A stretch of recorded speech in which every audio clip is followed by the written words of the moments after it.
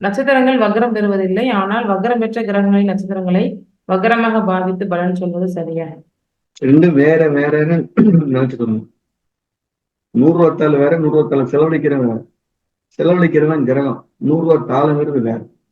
அதனால கிரகங்கள் வக்ரமே பெறாது. அது ஒளி. நட்சத்திரம் என்பது ஒளி. ஒளியை பயன்படுத்துவதற்கு பேர் கிரகம். இந்த கன்ஃபியூஸ் போயிட்டா பிரச்சனை இல்லை.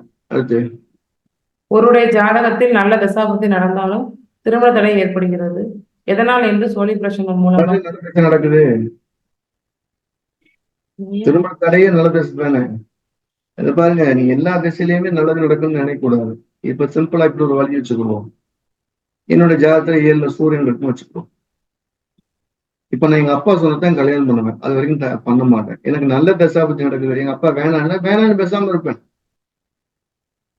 அப்ப யாரை சார்ந்திருக்கணும், ஒரு குடும்பத்துல யாரை சார்ந்திருக்கிறது சேர்ந்துதான் கல்யாணத்தை முடிவு பண்ணுங்க. இத்தனை லட்சம் அஸ்ட்ராலஜி இருந்து கல்யாண தேதி சொல்ல முடியல. ஏன் அப்படின்னா, எல்லாருடைய கர்மாவையும் ஒருத்தன் பின்னி பண்ணி தூக்கி வந்துருக்கான். எங்க வீட்டுல 19 ஆள் இருக்காங்க. யாருக்கு இரும சளி வந்தாலும் எல்லாரும் ஹாஸ்பிட்டலுக்கு போக வேண்டியிருக்கு. அப்படிங்கிறது எல்லாருடைய கர்மாவும் ஜாயிண்டா இருக்கு. தனியா போற தம்பிக்கு பலன் சொன்னா நச்சு நிக்குது. ஏன்னா அவன் தனிச்சு இருக்கிறான். அதனால நம்ம இந்த விஷயங்கள கூடுதல் கவனம் என்பது, கன்னியாதானம்னு ஒண்ணு இருக்கு. பெற்றோர் ஜாதகம் நம்ம விட்டு விலகணும். குடும்ப ஜாதகம் சரி போயிட்டு வான்னு சொல்லணும். நம்ம ஜாதகம் போறதுக்கு ரெடியா இருக்கணும். இதெல்லாம் தாண்டி தான் நாங்க ஜாதகம் பேசுவோம். அப்போ எல்லா திருமணத்தையும் வச்சு பாருங்க, எல்லா ஜாதகம் ஒரே பிள்ளை கரெக்டா இருக்கும். நல்ல தசாபுத்தி நடந்தாலும் அப்படின்னா வசதி வாய்ப்பை தருகிறதுன்னு தான் அர்த்தம். நல்ல தசாபுத்தி திருமண உறவை தருவதற்கு வீட்டுல இருக்க பெரியவங்களுடைய ஆசீர்வாதமும் அவங்க ஜாதகமும் நம்ம பர்மிட் பண்ணணுங்கிறத மறந்துடாதீங்க. ரைட். சிவராஜ யோகம் தரும் பலன். குரு சூரியன் சேர்க்கை அல்லது சமசப்தம பார்வைக்கும் உள்ள வேறுபாடு பற்றி விளக்கவும். குரு சூரியன் சேர்க்கை, குரு சூரியன் கூட செவ்வாயும் சேர்ந்து எடுத்துக்கோங்க, அது நல்லதுதான். குரு சூரியன் சேர்க்கை சிவராஜ யோகம் என்று பேர். ஏன்னா சூரியன் சிவன், குரு சேர்க்கை ராஜயோகம். முதல் ராஜயோகங்கிற வார்த்தைக்கு பலமுறை சொன்னா அது பதில். சர வீட்டில் உச்சமாகக்கூடிய கிரகங்கள் மேசம், கடகம், துலாம், மகரம், இந்த 4 வீடு தான் சர வீடு. இந்த வீட்டுல உச்சமாகக்கூடிய யாருன்னா சூரியன், குரு, சனி, செவ்வாய். இந்த 4 பேத்துல சனி விட்டுருவோம். மத்த 3 கிரகங்கள் சேர்ந்து இருந்தா, சூரியன் சேர்ந்தா சூரியன், செவ்வாய், குரு, செவ்வாய் சூரியன், சூரியன், செவ்வாய் சூரியன், குரு, இது எப்படி காம்பினேஷன் இருந்தாலும் சிவராஜ் யோகம் தான். இதுல சேர்ந்திருக்கும் போது கோயில் பொறுப்போ உங்கள்ட்ட கையில ஒப்படைப்பாங்க. நீங்க எடுத்து கட்டி கொடுங்க, கண்டிப்பா சிறப்பா கட்டி முடிச்சிருவீங்க. பார்வை இருக்குன்னா உங்களை தூண்டுவாங்க, உங்களால முடிச்சு கட்டி கொடுக்க முடியாது. அதுல பிரச்சனை வந்துடும்னு அர்த்தம். வசூல் பண்றதுல சண்டை, கட்டி முடிக்கிறது சண்டை, கட்டி முடிச்சிட்டு சண்டை, மரியாதையில் அந்த மாதிரி வந்துடும். பார்வைக்கு தூண்டுதல் தான் பேரு, முடித்தல்னு அர்த்தம் இல்லை. சேர்க்கைக்கு தான் முடிக்கிறதுன்னு அர்த்தம். அதனால சிவராஜவங்கள ஜாதகங்கள்ல நம்ம பிரசனங்கள்ல பார்க்கும்போது சேர்ந்திருந்தா கட்டுங்கன்னு சொல்லுவோம். பார்வை இருந்தா உதவி செஞ்சுட்டு விலகி நில்லுங்கன்னு சொல்லுவோம். சேராதீங்க, உங்களால சண்டை வரும்னு சொல்லுவோம். அடுத்து ஐயாவும் கேட்டுருக்காங்க. சுயகர்மா இல்லாத துலாம், மகரம் லக்னங்கள் மற்றவர்களிடமிருந்து எவ்வாறு வேறுபடுகின்றன? இவங்க சுயகர்மா இல்லைன்னு கம்ப்யூட்டர் காமிச்சிச்சுன்னா நீங்க பற்று இல்லாம குழந்தை இல்லாம அமைதியா இருக்கிறீங்கன்னு அர்த்தம். சுயகர்மா எப்படி தேடணும்? நல்ல புத்தகமா இருக்க, சூப்பரா இருக்கேன்னு கர்மா அப்பயே வந்துடும். ரசிச்சீங்கன்னா கர்மா வந்துடும். அதனால சுயகர்மா ரசனை குறைவாக உங்களுடைய சுவாசத்தை கவனிச்சுட்டு வாங்க. சுயகர்மா இல்லாத ஜாதகம். உங்களுக்கு சுயகர்மா இல்லைன்னா பாம்பு கூட உங்களுக்கு கடிக்காது. வந்து பார்க்கணும், இவனை கடிச்சு இந்த மாதிரி சாவானேன்னு திரும்பி போயிடும். பார்த்துக்கணும். உண்மையில ஒரு பெரிய சினிமா நகர்ன ஒரு நாட்டியக்காரி வர்றாங்கன்னு வச்சுக்கிறோம். சுயகர்மம் உங்களுக்கு இல்லைன்னா அது பார்த்துட்டு வணக்கம் ஐயான்ட்டு போயிடும். இன்னும் அந்த விதமான சபலம் காட்ட. ஒருவேளை உங்க ஜாதத்துல கர்மா வரப்போகுதுன்னா நீங்க அதை பார்த்து சிரிப்பீங்க, அதுவும் உங்களை பார்த்து சிரிக்கணும். கர்மா ஸ்டார்ட். உங்களுக்கு கர்மா இல்ல, சுயகர்மா குறைஞ்சிட்டு வந்துருச்சு. குறையுதுதான் சொன்ன மாதிரி தேல் கூட கடிக்காது உங்களை, கொசு கூட உங்க பக்கத்துல பறக்காது. கர்மா வரப்போகுதுன்னா கொசு பறக்கிற சத்தம் கேட்கும், எறும்பு கடிக்கும், நாய் வரும், பேய் வரும், எல்லாம் வரும். அடுத்து, ஒருவருக்கு சூரியன் சுக்கிர தூர இடைவெளியில் ஒருவருக்கு சூரியன் சுக்கிரன் தூர இடைவெளியில் சுக்கிரன் 1 அல்லது 7ஆம் பாவத்துடன் தொடர்பு பெற்றிருந்தால் பலன் மாறுமா? எதுவுமே மாறாது. சூரியன் சுக்கிரன் தூர இடைவெளிக்கு ஒரு சின்ன ஒரு குட்டி விஷயத்தை சொல்லிடும். நேத்து பார்த்த ஜாதகம் சொல்லுவோம். அந்த குழந்தைக்கு 9 வயசாகுதுங்க, பொம்பளை பிள்ளைக்கு. அந்த பொண்ணுக்கு திடீர்னு அந்த பெண்ணுக்கான தோற்றங்கள் லேசா அறிகுறி தெரியுது. அந்த பொண்ணு சொல்லுது அவங்க அம்மா கிட்ட போய், அம்மா நான் திடீர்னு வேற மாதிரி உருவம் மாற்றுற மாதிரி தெரியுது, 9-10 வயசு ஆகுதுமா, அதனால எனக்கு டாக்டர் சொல்லி ஊசி போட்டு என்னையும் ஆம்பளையா மாத்து அப்படின்னு சண்டை போடுது. அந்த பொண்ணு அந்த அம்மா சொல்றாங்க, உனக்கு இல்லப்ப நீ கொஞ்சம் கொஞ்சமா ஆம்பளை ஆயிடுவேன்னு. அப்பெல்லாம் ஆக மாட்டேன்னு சொல்லிட்டாங்க, நான் விசாரிச்சு பார்த்துட்டேன், எல்லாத்தையும் விசாரிச்சு பார்த்துங்க. அப்புறம் இந்த அம்மா காம்ப்ரமைஸ் பண்ணி, இல்லடி அப்படிலாம் இல்லைன்னு போச்சு. ஸ்கூலுக்கு நேர போயிருக்கு, சயின்ஸ் டீச்சர்கிட்ட போயிருக்கு, சயின்ஸ் டீச்சர் போய் விளக்கத்தை கேட்டிருக்கு. அவங்க அது ஏதோ மலிப்பி கிளிப்பு சொன்னா, அதெல்லாம் இல்லை கரெக்டா சொல்லு. அவங்க கடைசியில இல்ல மாற முடியாதுன்னு வா வீட்டுக்கு வாங்க கூட்டிட்டு போய் அம்மாட்ட போர்த்து விட்டுருச்சு அந்த கதை.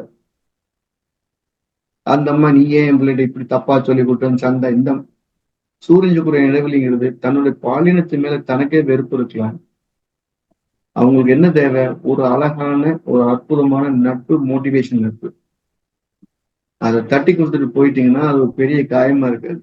இல்ல நான் சரி செய்யணும்னா அவங்கதான் ஜெயிக்க போறாங்க, நம்ம தோக்க போறோம்.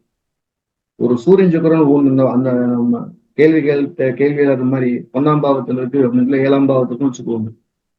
சரி நீ செஞ்சது சரிதான், ஆனா காலப்போக்கு நீ மாறிக்கிறேன்னு சொல்லிட்டா உங்களை விட்டு விலகவே விலகாது. ஒரு நம்ம ஸ்டூடெண்ட் கணவன் மனைவி 2 பேத்துக்குமே சூரியன் சுக்கிரன் இடைவெளி 44 டிகிரி இருக்கு. அவர் சொன்ன ஒரு அற்புதமான பதில், நீ என்ன வேணாலும் பண்ணிக்க, நீ எப்படி வேணாலும் இருக்க, ஆனா ஒரு இந்த போர்டுல என்ன பண்ண போறேன்னு எழுதி போட்டு நீ போலாம் வரலாம். நானும் அதே மாதிரி இருக்கிறேன். 20 வருஷத்துல ஒரு நாள் கூட சண்டை வந்தது இல்லைங்க. இந்த மாதிரி நான் சினிமாவுக்கு போறேன் பாய் அப்படின்னு போடுறோம், ஓகேன்னு ஒரு போர்டு இருப்பாங்க. அந்த போர்டு தான் அவங்க வாழ்க்கை. சண்டையே இல்லைங்கிற இந்த ஆளுமை குறைஞ்சிருங்க. சினிமாவுக்கு போயிட்டு அந்த மாதிரி கிட்ட கதை சொல்லுவோம், இவர் கேட்பார், இவரும் போயிட்டு சொல்லுவார். ஒரே படத்துக்கு முதல் ஷோ இவர் 2ஆம் ஷோ போயிருப்பாங்க. அப்ப அந்த இடத்துல என்னன்னா தனக்கான சுதந்திரம் தனக்கு ரொம்ப வேணும்னு நினைக்கிறது தான் சூரியன் சுக்கிரன் இடைவெளி. இயற்கைக்கு மாறான குணத்தையோட கிரகம் சுக்கிரன். அது சூரியனுக்கு ரொம்ப தூரம் விலைக்கு போகும்போது ரொம்ப தூரம் வித்தியாசமா செல்லும். அது நல்லா ஞாபகம் வச்சுட்டா சரி. அதுல என்னோட அபிப்பிராயம், அப்படி யாராவது நம்ம குடும்பத்துல சூரியன் சுக்கிரன் டிஸ்டன்ஸ் அதிகமா இருந்தா அவங்களோட எதிர்த்து நின்று ஜெயிக்கிறத விட தட்டி கொடுத்துட்டு போயிடுறது சிறப்பு. அவங்க தேவை என்னன்னு கேட்டு அந்த தேவைக்கு தகுந்த மண்டையாடி போயிடலாம், ஒண்ணும் பண்ண முடியாது நம்மளால. அடுத்து அறிவழகன் கேட்டிருக்காங்க ஐயா, விவசாயத்தில் வைரஸை குறிக்கும் காரக கிரகம் எது? சனி. பாக்டீரியாவை குறிக்கும் காரக கிரகம். எதை குறிக்கிற? வயிறுக்கு சொல்றா? வைரஸுக்கு சனிங்களா ஐயா? பாக்டீரியா. பாக்டீரியா. ராகு. இங்க பாருங்க, முதல்ல ஒரு தாவரம், அந்த தாவரம் நல்ல தின்னா மாறிச்சு, ரொம்ப மரமா மாறணும். அந்த மரம் பூமியில விழுந்தா அது கறி. அந்த கறி ஒரு 150 இருந்து 350 வருஷம் இருந்தா அது கிராஃபைட். அந்த கிராஃபைட் ஒரு 350 வருஷம் 400 வருஷம் இருந்தா அது மட்டமான வைரம். அது ஒரு 350 வருஷம் மண்ணுக்குள்ள இருந்தா அது வைரம். இங்க எப்ப தாவரமா இருக்கு அப்படின்னா செவ்வாயா இருக்கும்போது தாவரமா இருக்கு.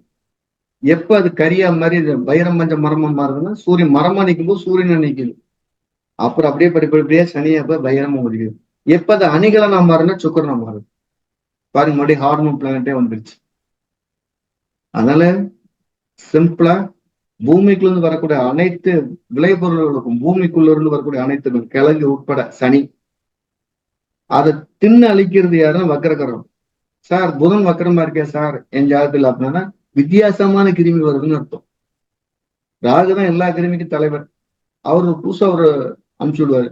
முதல்ல நமக்குலாம் தெரியாது, பன்னி காய்ச்சல் பறவை காய்ச்சல் இப்ப வந்துருச்சுல, அது மாதிரி புதுசு புதுசா வர்றதுக்கு மகத்த கிரகங்கள் காரணமா இருக்கு.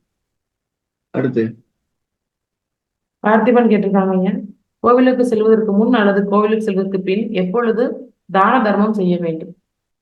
பாருங்க, நிறைய கான்ட்ரவர்சி இருக்கு. நான் என்னோட அபிப்பிராயம் என்னன்னா, கோயிலுக்கு போறது ஒரு காரணமா வைக்க வேண்டாம்னு அர்த்தம். சுத்தமா கொண்டு போய் கொடுங்கிறதுக்காகத்தான் கோயிலுக்கு போயின்னு சொல்றோம். சாமிகிட்ட போய் நமஸ்காரம் பண்ணி உங்களோட சரணாகதியை ஒப்படைச்சிட்டு கோயிலுக்கு விட்டு வெளியே வந்து கொடுங்க. அந்த இடத்துல கோயிலுக்கு போயிட்டு வந்தபடி கொடுத்தா தர்மம் கைவிட்டு போயிடாது நினைக்காதீங்க. நீங்க கொடுக்க போறதே தர்மம் தான். கோயிலு முதல்ல சாமிகிட்ட சாஸ்தாங்க நமஸ்காரம். நானு ஒரு விஷயத்த பார்த்து ரொம்ப அசந்து போயிட்டேன். ராமேஸ்வரம் கோயிலுக்கு போயிருக்கிறோம். ராமநாதர் ராஜா வராரு, வந்து வண்டி நிறுத்துறாங்க, சாமி ஊர்வலம் போகணும். வண்டி நிறுத்திட்டாரு, அப்படியே பட்டு சட்டை பல பல பல பலன்னு இருக்கு. கண்ணாடி போட்டு அவர் இறங்கி கையில இருக்கலாம் கழட்டி அங்கேயே காருக்குள்ளே வச்சுட்டு குடுகுடுன்னு ஓடி போய் அந்த சாமி தோல்ல வாங்கி சுத்தி வர்றாரு. அந்த சுத்தி வர்றதுக்கு முன்னால் அவர் செஞ்ச வேலை பார்த்தீங்கன்னா பட்டு சட்டைங்க, அப்படியே சாஸ்தாங்கமா நெத்தி மண் அந்த பூமியில் விழுது. சட்டை பூரா மண்ணு ஈரம். ஏன்னா உங்களுக்கு தெரியும் ராமேஸ்வரம்ல இப்படி ஈரமா இருக்குங்க. பூரா மண்ணு. அதோட சுத்தி வந்துட்டு திருப்பி அங்க கொண்டு போய் வச்சுட்டு நான் மறுபடியும் சாஸ்தாங்க நமஸ்காரம் பண்ணி எந்திரிச்சிட்டு காருக்குள்ள வந்து ஏடுகார அப்படின்ட்டு போறாரு. நான் அவங்க அந்த கூட இருக்க சொல்றோம், அவர் வீட்டுல போய் இந்த சட்டையை கழட்டி வச்சுட்டு குளிச்சுட்டு அப்புறம் சாப்பிடுவாரு. ஒவ்வொரு நாளும் அவ்வளவு பெரிய ராஜா, ராஜாவா இல்லையோ ஆனா அந்த பதவியில இருக்கிறதா கருதப்படுறாரு. அவர் சொல்றாரு, என்னுடைய தலைக்கணத்தை பூரா கடவுள்களுக்கு தினம் சமர்ப்பிக்கிறேன். எல்லாரும் நீ ராஜா ராஜான்னு கொண்டாடுறாங்க, நான் சமர்ப்பிக்கிற வரைக்கும் தான் நல்லா இருக்கிறேன். 3 நாள் கோயில் போய் நாலாவது பார்த்து என் கண்ணு முகம்லாம் மாறி போயிருதுங்கிறேன். அதனால தர்மம் பண்றதுக்கு உங்களுடைய ஈகோவை தூண்டி கீழே வைக்கிற வேலைக்கு தான் கோயிலுக்கு போறோம். அடைச்ச கோயில் எத்தனையோ பேர் பாருங்க, வாசல் தர்மம் நீர்மோர் ஊத்துறாங்க, தானம் பண்றாங்க, தர்மம் பண்றாங்க. சிலர் பாத்தீங்கன்னா அவங்க சித்தப்பன் பெரிய பண்ணுங்க சோறு போடுறோம். அதெல்லாம் தான தர்மம் ஆகாது, அது கடமை. கோயில் வாசல்ல சரணடைஞ்சு கோயில் தெய்வத்தை இனிமே இந்த ஒரு தவறு நடக்காது, இதை செஞ்சு கொடுங்க, எந்த விதமான கட்டணம் இல்லாம கட்டாயம் இல்லாம சந்தோஷமா கொடுக்கணும். இந்த ஒரு கடை தான் போ போ போ போ அதே எறும்பு வழிவிட இந்த மாதிரி இந்த லாரிசி நிற்கிற மாதிரி தான தர்மம் பண்றாங்க. ஒரு சின்ன ஸ்கூல் எடுத்து போட்டுக்கிட்டே இருக்கோம், ஓட ஓட வழிவிடுங்க. அதுக்கு பேர் என்னது? தர்மம் எப்படி இருக்குன்னா வாங்கனோட மனசுக்குள்ள வரணும். சோறுல மட்டும்தான் போதுங்கிற வார்த்தை வரும், வேற எதுலையுமே வராது. அந்த போதுங்கிற வார்த்தை வர்ற மாதிரி கொஞ்சமாவது கொடுக்கணும். ரைட். லோகேஷ் கேட்டிருக்காங்க ஐயா. கர்ணம் வகுப்பில் கௌரவ கரணத்தில் பிறந்தவர்கள் பொறாமை கொண்டு அழிக்க வேண்டும் என்று நினைத்தால் அழித்து விடும் என்று ஐயா சொன்னார்கள். அவ்வாறு செய்யும் பொழுது நாம் எப்படி பாதுகாப்பாக இருப்பது? கேள்வி திருப்பி படிமா. கௌரவ கரணத்தில் பிறந்தவர்கள் அது புரிஞ்சது. பொறாமை பொறாமையை கொண்டு அழிக்க வேண்டும் என்று நினைத்தால் அழித்து விடுவார்கள். ஜோசியம் படிக்கிறது ஈகோ அதெல்லாம் இருக்கக்கூடாதுன்னு படிக்கிறோம். அது கொண்டு இருந்தால் அப்படின்னா இது ஜோசியம் படிக்கிறீங்க. அப்ப எல்லாருக்கும் சர்ஜரி பண்ணிட்டு மயக்க மருந்து போடாம ஆப்ரேஷன் பண்றது அப்படின்ற மாதிரி இருக்கு. ஜோசியம் படிக்கிறது கௌலகரத்துக்கு பிறந்தா பொறாம வரும், கோவப்படாத, நீ வராகி ஆகிடுவ, காலி பண்ணிடுவ அப்படின்னு தெரிஞ்சுக்கிட்டோம்னா கோவப்படக்கூடாதுன்னு அர்த்தம். ஒரு தலை சிறந்த முனிவர் இருந்தார். இந்த ஸ்டோரியை சொல்லிட்டு சின்ன ஸ்டோரி சொல்லுவாங்க. அவரு வேதங்களையே நினைச்சுக்கிட்டே வேதமாவே வாழ்ந்தவர். அவரு ஒருத்தர் விருந்துக்கு கூப்பிடுறாரு. நான் ஒரு நல்ல வேத வித்தியாசமான ஒரு ஆளை கூப்பிட்டு சோறு ஒதுங்க கேட்பாரு. அப்ப அவங்க அப்பா சொல்றாரு, மைனே இந்த மாதிரி அந்த மாதிரி பெரிய எல்லாம் கூப்பிட்டு நம்ம சாப்பாடு போடுறதுக்கு நமக்கு தகுதி இல்லை, வேண்டான்டாங்க. அவர் சொல்றாரு, நான் தசமி என்னைக்கு பிறந்திருக்கிறேன், எவ்வளவு பெரிய விஷயம் அப்படி இருக்குன்னு இவன் மகன் படிச்ச சாஸ்திரத்தை சொல்றாரு. அப்பா சொல்றாரு வேண்டான்டான். அவரு வேதம் படிச்சவரை கூட்டிட்டு வர வந்தவனே சாப்பாடு போடும்போது, ஏன் போதுமா பார்த்ததான் சொல்லியா அப்படின்னு சத்தம் போட்டு பேசிடுறான். அவர்கள் நிமிர்ந்து பார்த்துட்டு வம்சம் இல்லாத நாய அப்படின்ற. அதுக்கு பட்டு அந்த ஆளு 40 ஆண்டுகள் குழந்தை இல்லாம அவன் சாமியாரோட தான் இருந்திருக்கான். பார்த்துட்டு அவங்க அந்த நிலத்தை படிக்கும்போது கிம் துஷ்கணம் அப்படின்னு ஒரு கர்மம். அது எப்படின்னா விருந்துக்கு கூப்பிட்டு எவனே காயப்படுத்திட்டு அவங்க விட்ட சாகர வரைக்கும் வரட்டும்னு அர்த்தம். அப்ப நம்ம சொல்லுவாங்க, அந்த மாதிரி குணம் வரணும், வாயை தோக்கணும், கம்முன்னு இருக்கணும்னு அர்த்தம்.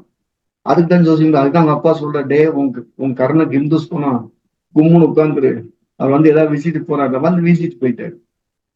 இது அனுபவத்தில் நிறைய நடந்திருக்கு. சில கர்ணம் ஆகாது, வேணும்னு நம்மகிட்ட சொல்லுவாங்க, இப்படி சொல்லுங்க பார்ப்போம், இப்படி செய்யுங்க பார்ப்போம். ஒருத்தர் கேட்கிறாரு, ஒரு 7 வருஷத்துக்கு முன்னால நாகவங்கிற கர்ணத்துல பிறந்திருக்காரு. அவருக்கு ராகதிசை வரல, குருதசம் முடியுது. எனக்கு இருதயத்துல கோளாறு வருமானாரு. வராதுனே. வராம இருக்கிறதுக்கு நான் நிறைய சிகரெட் குடிக்கிறேனே, அப்ப லங்ஸ் பாதிச்சிருக்குன்னு. பாதிச்சிருக்கு, நீ நிறுத்திடுவேன். நிறுத்தாம குடிச்சிட்டே இருந்தா வராதுன்னு சொன்னா வராதுன்னு பண்ண. ஒருவேளை வந்துட்டா சரி, வந்தா வைத்தியம் பண்ணிக்கலாம், சர்ஜரி பண்ணிக்கலாம். அப்படி சொல்லுங்க. ராகதிசை வந்துருச்சு, இன்னைக்கு நெஞ்ச வெட்டுறாங்க. அது என்ன செய்யும், நம்ம கை வாய்க்குள்ள கொடுத்துட்டு எனக்காக சொல்லுன்னு கேட்கும். இந்த கர்ணம் தப்பினால் மரணம். கர்ணத்து என்ன எச்சரிக்கையோ அது தப்புன்னா உனக்கு கண்டம்னு அர்த்தம். அதுக்குதான் ஜோசியம் முடிக்காதனால அவன் ஒருவேளை திட்டினா வயிற்று வலிதான், அவன் பல்ல விழக்கூடாதுன்னு அர்த்தம். அடுத்து கோபாலகிருஷ்ணன் கேட்டிருக்காங்க ஐயா.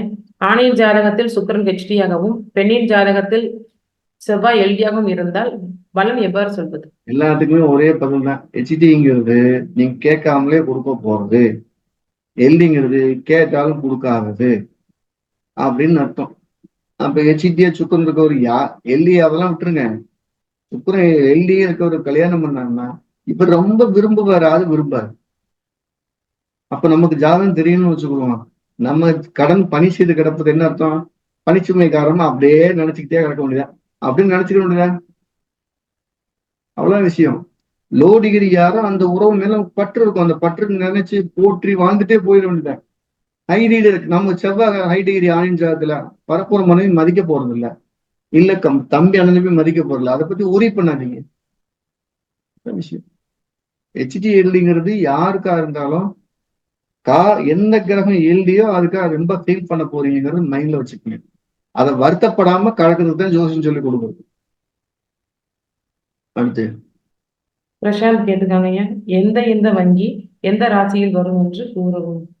இவன் ஒரு வங்கிக்கு ஜாதகம் தான் போடணும். கேள்வியே ஒரு முறையை கேட்க வேணுமா?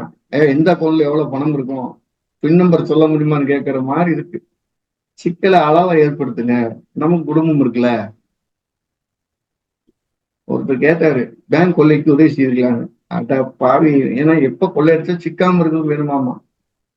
அப்படி அதுக்கு ஒரு சின்ன ஒரு கதையை சொல்லிடுவோம். ஒருத்தர் கேட்டாரு, நான் செய்ய போற செயல் திருப்தியா முடியுமா அப்படின்னு கேட்டாரு. நான் என்ன நினைச்சிட்டேன், திருப்தியா முடியுமான்னு பாக்குறேன். உதயத்துல சனி செவ்வாய் இருக்கு, இல்ல கொஞ்சம் போராட வேண்டியது இருக்கும். கொஞ்சம் போராடனா போதுமா, இல்ல நிறைய போராடுற மாதிரி இருக்கும். திருப்தியா முடியுமான்னு கேள்வி. முடியாது. ஆனா நான் அந்த கேள்வி எடுத்துக்கிட்டேன். உதயத்துல உதயாதிபதி இருக்காரு, நீங்க கண்டிப்பா போவ, தோல்வி ஆயிரும். ஆனா நீ கடுமையா போராடுற மாதிரி போவேன், போராடுவேன், தோல்வி ஆயிருன்னு சொல்றீங்க அதானே?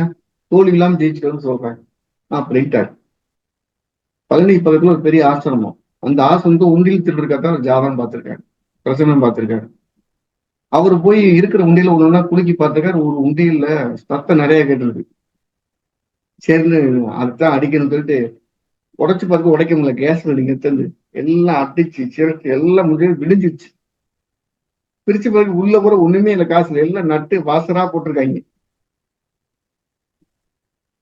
அந்த உண்டியல் வச்சிருந்தவர் டெய்லி அதுக்கு காசு எடுத்துக்கிட்டு அதுல வாசரை கொட்டி வச்சுக்குவாரம்மா. நீங்க அவங்கள வச்சிருந்தேன். இவன் எல்லாம் ஓபன் பண்ணி வச்சுட்டு கடுப்பாய் போய் இந்த ஆசிரமத்தை திறக்கட்டும், இதை கொல்லாம போக மாட்டேன் அவனு உட்கார்ந்துருக்கான். என்று காலைல 6 மணிக்கு போன் அடிச்சான். போன் அடிச்சுட்டு, சார் நீங்க சொன்ன மாதிரி வந்தேன், கடுமையா போராடினேன், பலன் அடிக்காம இருக்கிறேன், கோபத்துல இருக்கிறேன், இப்ப நான் ஏதாவது தப்பு பண்ணிடுவேன்னு சொன்னேன். ஆமாப்பா, உதயத்துல என் மகன் இருக்கு, யாரையும் கொன்றாத, பொறுமையா இருங்க சார், நான் கூப்பிடுறேன் சார். அப்புறம் ஒரு நேரம் கழிச்சு மறுபடியும் அந்த கால் வந்துச்சு. எடுத்துனேன், சார் நாங்க பழனி போலீஸ் கூப்பிடுறோம், இங்க ஒருத்தன் உண்டியல் உடச்சிட்டு உட்கார்ந்துருக்கான், நீங்க ஏதாவது யாருக்குன்னா டீட்டெயில் தர முடியுமா? ஐயோ அப்பா. அப்புறம் அங்க இருக்க சொல்லிட்டு, பழனி போலீஸா, எதுக்கு கூப்பிடுறது? அப்ப இதுக்கு முன்ன கூப்பிட்டவரு சார் ஒரு அஸ்ட்ராலஜர். ஓ, நீங்க தான் ஐடியா கொடுக்குறீங்களோ, உங்களுக்கு எவ்வளவு பங்குங்கிறான். பார்த்தா நினைச்சேன், ஆத்தாடி எத்தனை ஒரு சிரமம் இருக்குல்ல. கூப்பிட்டு, தம்பி வேணாப்பா, ஏன்டா திருடிட்டு ஓட வேண்டியதானு கேட்டேன். சொல்றேன், அது உள்ள பார்த்து போல்ட்னஸ் மாத்திர பார்த்து உனக்கு கொல்லாம போக்கூடாது உட்காந்துட்டேன் அப்படிங்கிறான். அது மாதிரி பிரச்சனைகள்லாம் நிறைய இடத்துக்கு நிறைய இடங்கள் சுட்டி காமிச்சிருக்கு. அதனால எந்த வங்கி அப்படின்னு கேட்டு இதை சொன்ன, நீங்க சொன்ன கன்றா வங்கி தான் போனேன் ஆளக்காலான்ட்டு கூடாது. கேள்வியும் கொஞ்சம் டீசெண்டா கேளுங்க. எல்லாரும் வெளியே இருந்து வாழ்வோம். அடுத்து சில சமயங்களில் படிப்பது மறந்து போகிறது. அது எல்லாத்துக்கும் அதுதானே பண்ணலாம். ஞாபகம் மறதிங்கிறது ஒரு வரங்க. எனக்கெல்லாம் ஞாபகம் மறதி இல்லாம ரொம்ப கஷ்டப்படுறேன். நீங்க ஜாதகம் பார்த்து சொல்லணும், சார் நான் தான் சிவசுப்ரமணியன். ஆமா, நம்ம 2002 ஜாதகம் பார்த்தோம், உங்களுக்கு 2 குழந்தை இருந்துச்சுல்லன்னு கேட்டோன்னு அவர் போனை வச்சுட்டாரு. இதெல்லாம் ஒருத்தர் இப்படி கூப்பிட்டு கேட்கறானே. ஏன்னா அவர் தீக்காக்கு மாதிரி 20 வருஷம் ஆச்சு. அதே மாதிரி நல்லதும் மறக்கும், அதாவது நல்லதை மறந்துட்டா பிரச்சனை வரும், கெட்டதும் ஞாபகத்திலே இருக்கேன். அப்ப அவர் கேட்ட கேள்விக்கு நான் சிம்பிளா பதில் சொல்றேன். எனக்கு படிச்சா மறந்துடுன்னா உங்களுக்கு இன்வால்மெண்ட் இல்லைன்னு அர்த்தம். எனக்கு டேட்டா பேஸ் மேல ரொம்ப இன்வால்மெண்ட் இருக்குது, அதனால படிச்சா மறக்க மாட்டீங்க. உங்க ஆர்வமின்மைதான் ஒரு முக்கியமான காரணம், வேற எதுவுமே காரணம் இல்லை. ஐயா குமார் கேட்டிருக்காங்க ஐயா யூஎஸ்ஏல இருந்து, மிதுன லக்னத்திற்கு குரு 11ஆம் வீட்டில் இருக்கிறார். ஒரு பாதக தேவதையாகவும் இருக்கிறார், வர்க்கோத்தமாகவும் இருக்கிறார். இவரது பலன் எவ்வாறு இருக்கும்? இதுல என்ன ஒரு டவுட்னு எனக்கு தெரியல. வர்க்கோத்தமம் வந்தா அவர் தான் எல்லை நிர்மாணிக்க போறார். நம்ம எப்படியாவது டாக்டரேட் முடிச்சிடணும், இல்ல பெரிய சம்பாதிச்சிடணும், அது இலக்கை நிர்ணயிக்கிறது வர்க்கோத்தமத்தோட வேலை. பாதகாதிபதியா இருக்கிறார், அந்த இலக்கை அடையும் போது இவர் நோயாளியாக போகிறார், அது கொடுக்குற விலை அதிகம்னு சொல்ல வருது. லாபஸ்தானத்தில் இருக்கிறார், நீங்க இலக்கை அடைந்து விடுவீர்கள். முதல்ல வர்க்கோத்தமம் இலக்கை தீர்மானிக்கிறீர், லாபத்தில் இருக்கிற இலக்கை அடைவீர். பாதகாதிபதி அடையும் போது அனுபவிக்கிறதுக்கு உடல் நலமோ மனபலமோ இருக்காது. இவ்வளவுதான். எத்தனை முறை சொல்றேன், அவர் என்ன அதிபதி, அவர் வக்கர நட்சத்திரத்தில் இருக்கிறாரு, யாரு பாக்குறாரு, எல்லாத்தையும் சேர்த்து ஒரே அதை அப்படியே சேர்த்துக்கிட்டே வாங்க. ஒவ்வொரு பிரேசம் சேர்த்துக்கிட்டே வாங்க. ஒரு பிரேசம் சேர்க்க ஒரு வாக்கிங் கிடைக்கும், அதை அப்படியே சொல்றேங்க. அப்படித்தான் நானே பாதிக்கிறேன். முதல்ல நான் சொன்ன மாதிரிங்க, வர்க்கோத்தமம் ஒரு இலக்கை தீர்மானிக்கிறது. லாபஸ்தானத்தில் நின்ற வீட்டு பலனை முதலில் செய்யும், அது லாபம் தரும். அந்த இலக்கை நிர்மாணிச்சு லாபம் கொடுத்தவனே அதை அனுபவிக்கிறதுக்கு பலம் இருக்காங்க. நானே சொல்றேன் பாருங்க, இந்த ஜோதிடத்தை படிக்கிறதுக்கு எத்தனையோ இரவுகள், எத்தனையோ மாத கணக்காலாம் முடிச்சிருந்தது. இப்ப எனக்கு படிக்கணும்னு ஆர்வம் இருக்கு, உடம்பு முடிய மாட்டேங்குது. அந்த அஷ்டமாதிபதி லக்கணத்துல இருக்கும்போது என்ன செய்யுதுன்னா, அந்த ஆசைப்பட்ட அத்தனை வாசல் இருக்குது, எல்லாத்தையும் வேடிக்கை தான் பாருங்க. சோ அந்த எண்ணத்தை அது கொடுக்கும். வர்க்கோத்தமும் அந்த வேலை செய்யும், ஏன்னா உத்திராட ஒண்ணுல இருக்குது. அப்ப நீங்க எப்ப படிச்சாலும் மறந்துடக்கூடாது. ஒரே லாபஸ்தில் இருக்கிறதே பாதகாதிபதி ஆனால் பாக்கியாதிபதி ஆனா, ஐயா நீ இலக்கு அடையும் போது நீங்க என்ன செய்ய, வெளியில் நிற்ப. ஒருத்தர் கேட்டாரு, சிம்மலக்கணத்துக்கு செவ்வாய் 4ஆம் அதிபதி, 9ஆம் அதிபதி, பாக்கியாதிபதி, பாதகாதிபதினார். அருமையான வீடை கட்டி நீ வெளிநாடு போயிடுவ, அந்த வீட்டுல உன் தம்பி குடியிருப்பான், சொல்லிட்டு போங்க. பாக்கியாதிபதி வீட்டுக்கு வந்து வீடை கட்டிட்ட, பாதகாதிபதி நீ குடியிருக்கல. அடுத்து லோகேஷ் கேட்டிருக்காங்க, ஹெச்டி மற்றும் எல்டி நட்சத்திர பரிவர்த்தனை பெற்றால் பலன் மாறுமா? கண்டிப்பா. இவருக்கு ஹெச்டி எல்டியா மாறிட்டாருன்னா கொடுக்குறேன்னு சொல்ல கடைசியில வந்து நீ இவ்வளவு மோசமான நான் தரமாட்டம் போடான்றான்னு அர்த்தம். எல்டி ஹெச்டி ஆச்சுன்னா அன்பே இல்லாதவங்க, பணமே இல்லாத ஒரு நாளுக்கு அன்பு அதிகமாகவோ பணம் அதிகமாகவோ கொடுத்துட போறாங்கன்னு அர்த்தம். எல்டி ஹெச்டியா பரிவர்த்தனை ஆகிறது மிகச்சிறந்த யோகம். ஹெச்டி இல்லைன்னா அது மிகப்பெரிய தர்திரியம். உங்களை கடவுள் மாதிரி பாதுகாத்து ஒருத்தர் உங்களை கைவிட்டுட்டாருன்னா அது ஹெச்டி எல்டியா இருக்குன்னு அர்த்தம்.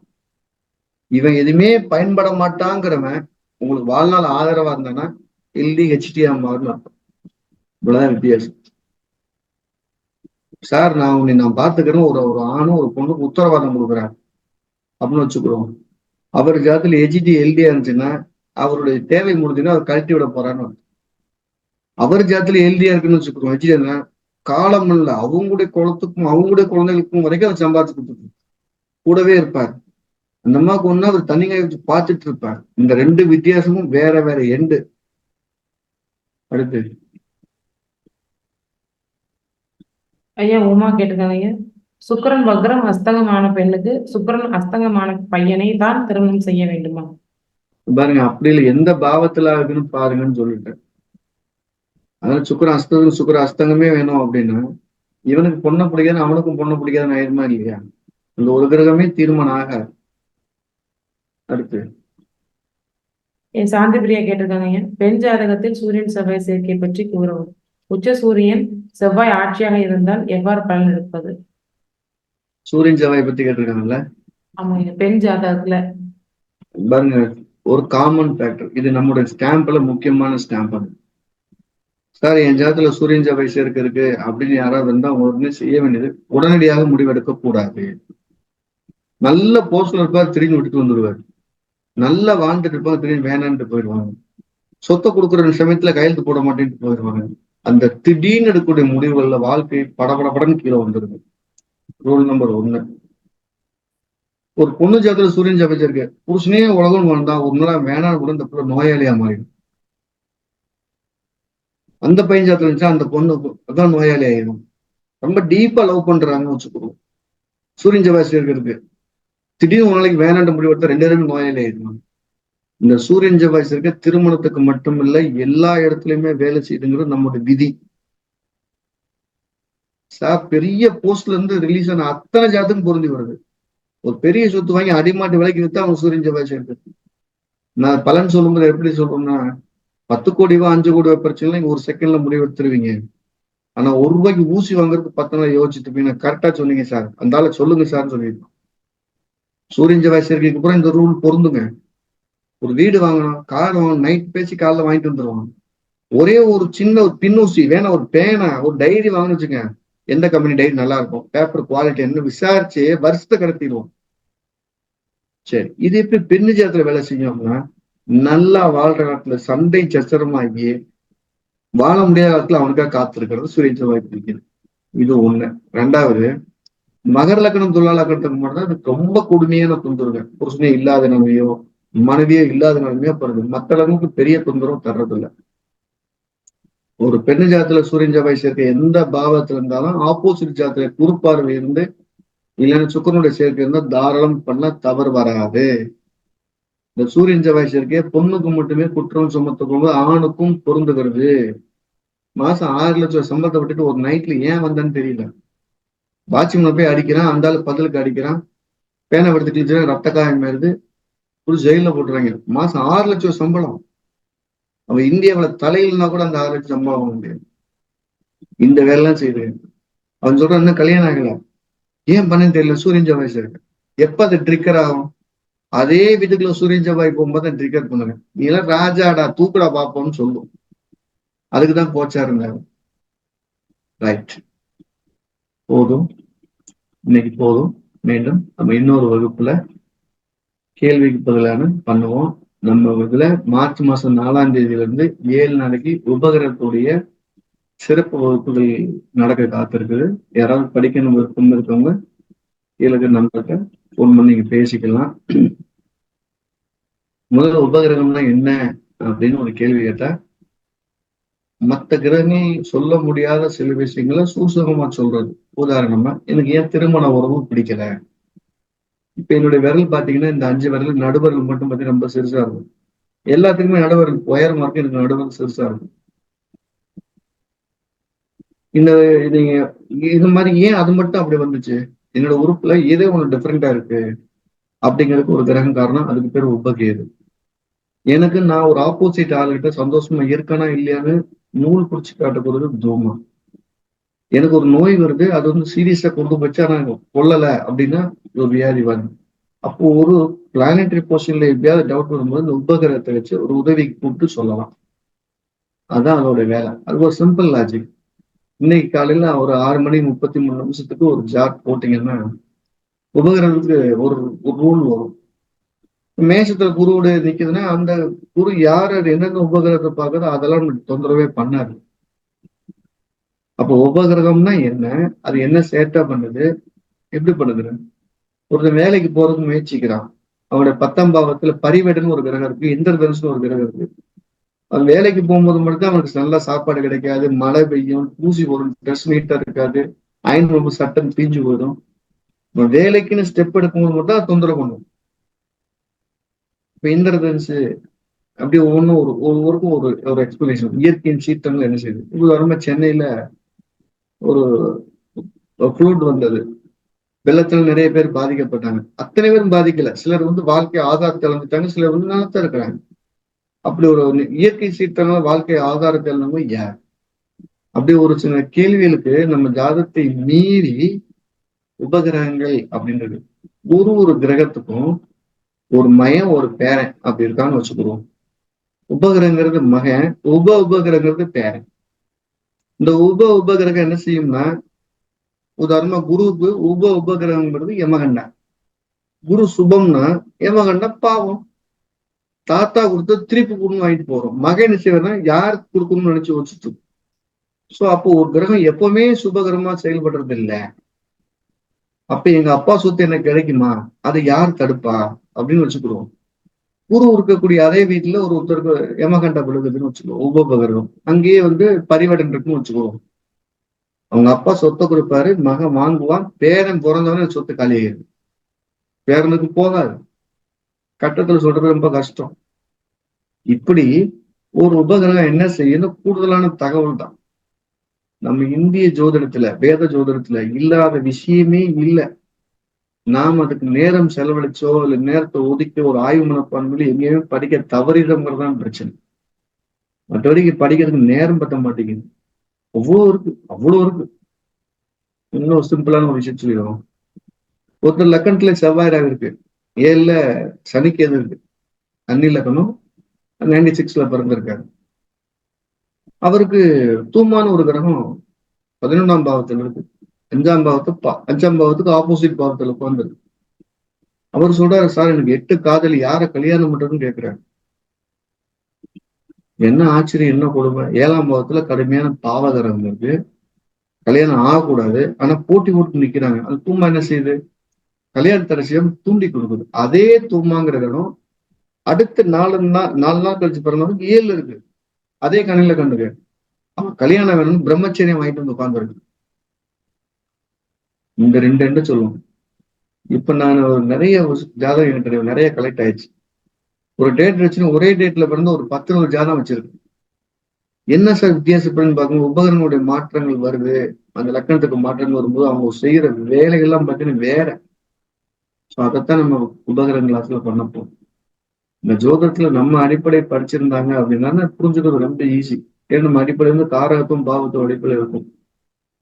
வெளியில படிச்சிருந்தாங்கன்னா கொஞ்சம் லேட் ஆகும், ஆனா ரூல் அதே ரூல் தான். ஸோ உங்களுக்கு தெரிஞ்சவங்க யாராவது அடிப்படை படிக்கணும்னாலும் நம்ம மற்ற இடத்துல சேர்த்து விடலாம், படிக்கட்டும்.